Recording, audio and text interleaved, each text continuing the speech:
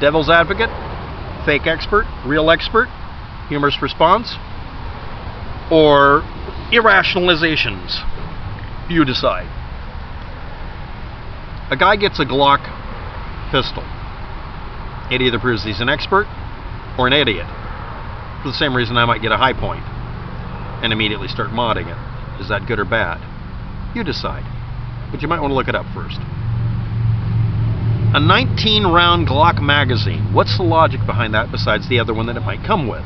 This is an aftermarket, larger magazine for a Glock. Okay. Look up Glock bullets. We're going to assume it's a 50-round box, and it's going to be based on a specific variety of bullet. Let's get 100 rounds. That's pretty standard for a person with a pistol for testing at the range, which is required by several different divisions in the U.S. government because they have to worry about being shot, postal inspectors. Doesn't mean that they're millions of rounds for doing a hostile takeover of your government. No, they legally have to qualify because they're inspectors who look for people who are transporting stuff through the mail system illegally. They have to carry a gun. It's required by law. So anyway, 100-round magazine. By the way, they get 1,000 rounds for an entire year. They end up not really using them all. But anyway, 2 boxes, 100 rounds. How do we do the math on that? Okay, 17 rounds per magazine equals 6 magazines with a couple of empty spaces from the previous set that you didn't shoot off. That means if you're walking around as a police officer, you're carrying 5 extra magazines, 1 in the goddamn gun. Okay, that's if you want to carry 100 rounds on you. Obviously, you don't have to. 19-round magazine. You only have 5 magazines to carry. 2 in each pocket, 1 in the gun, and you have 5 leftover shells that you can use for practice target shit later and just build them up for when you qualify every few months. I'm rationalizing an idea of a guy using an aftermarket 19-round magazine. Why am I doing it? Devil's advocate.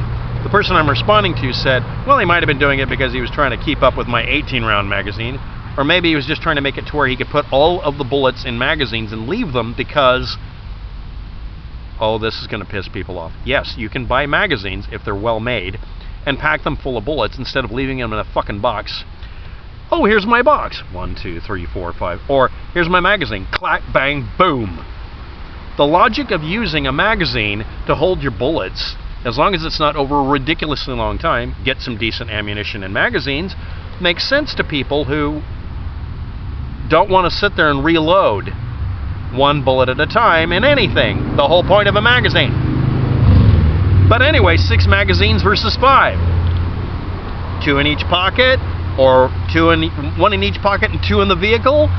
So you have a place to run to for cover and get the shotgun, and you can just, it's reload, not tick, tick, tick, tick, tick. Okay, what about 24-round magazines? Because they're available. That's 4 magazines to carry. They're a little large, since the thing was designed with a 17 or some other size. What is the standard for a Glock? How to spot a fake expert. I've deliberately not looked up that particular Glock. This is the reveal.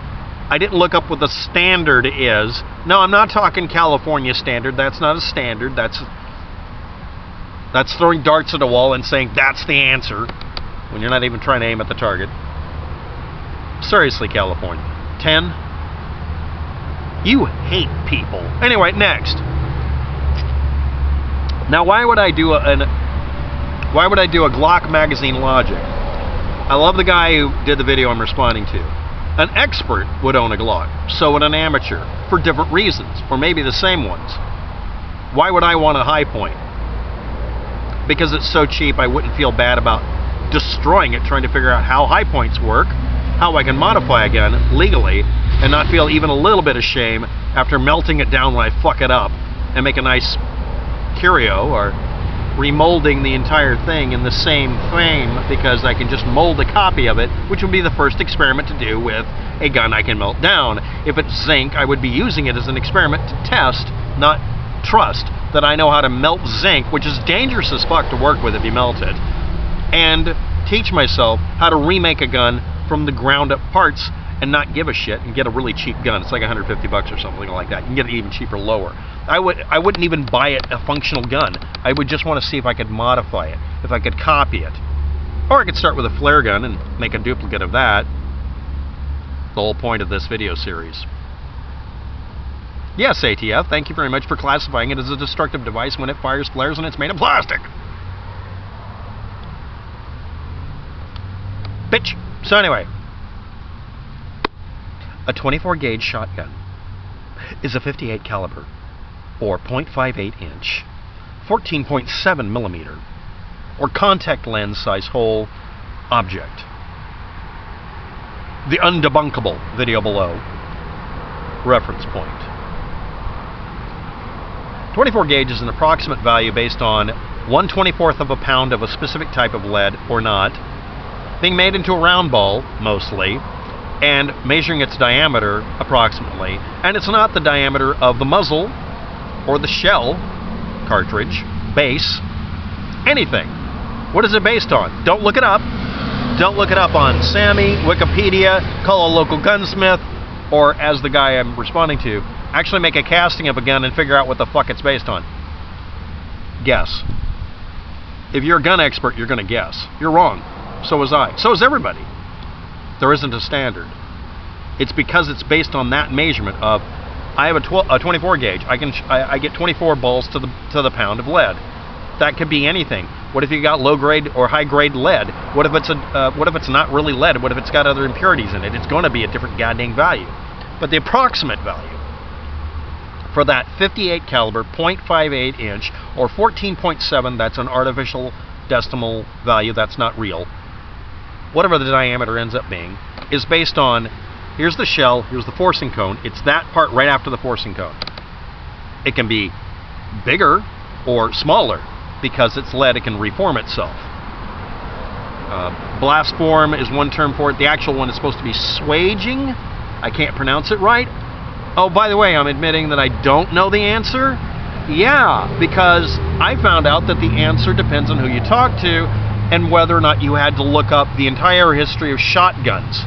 Shotguns don't fire a solid slug normally, so they're based on poundage reference point for the bore, but it doesn't have to match because they don't fire a solid round ball anymore because we're not ye oldie.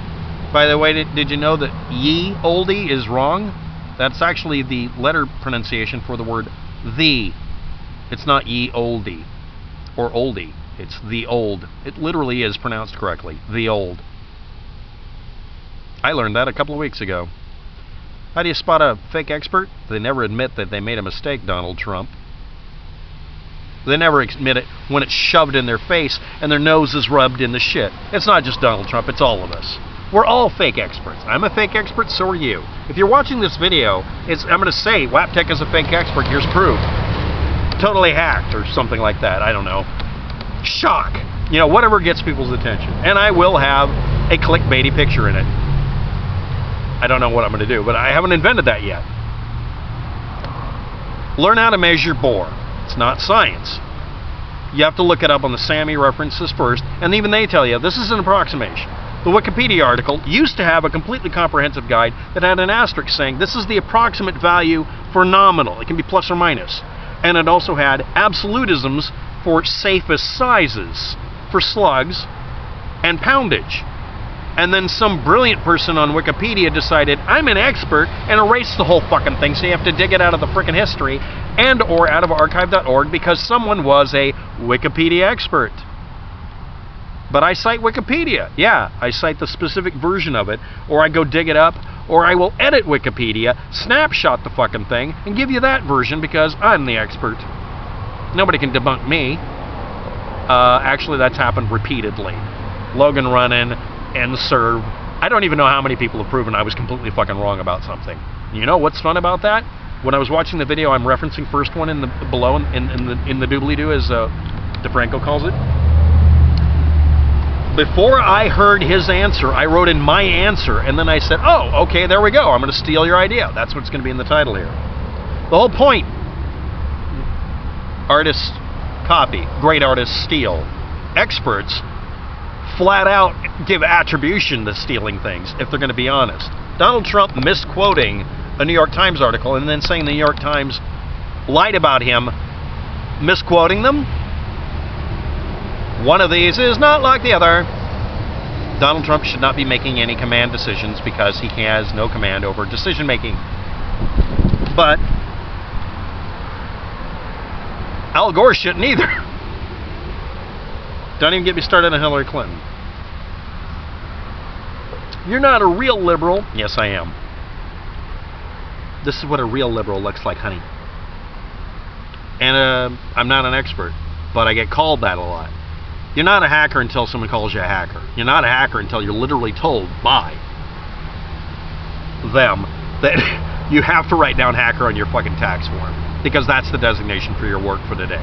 Thank you very much. Now get out of here, Mr. X. I was a contract worker. I ran under an LLC, so I didn't get identified. You're not an expert unless you're treated as an expert. You don't get to call yourself an expert. I'm not an expert on a damn thing. I'm running a computer now that's the unbranded laptop because I wanted it to be that way. It is not working perfectly. It is the one I beat up by testing all the shit that I'm going to try to do next to make someone else's machine work well. It is so screwed up. But it still works because I just keep fixing it. The expert who fixes cars for a living but drives a hunk of junk, they can leave you in the dust if he pushes a specific button and it no longer sounds like shit anymore. It sounds like a raped ape. Don't get mad at me in the comment. Go ahead. Look up the info. Quote it verbatim. Nope. Say, this is what I looked up from Sammy, Wikipedia, or this is what the local gunman... Give attribution to where you got your data from. Admit when it's an approximation. Or admit, I don't know if this is accurate. This is supposed to be an approximation. Is a 9mm really 9? Is a .48 caliber literally .48? Some of you just twitched. .48 caliber is equivalent to what gauge?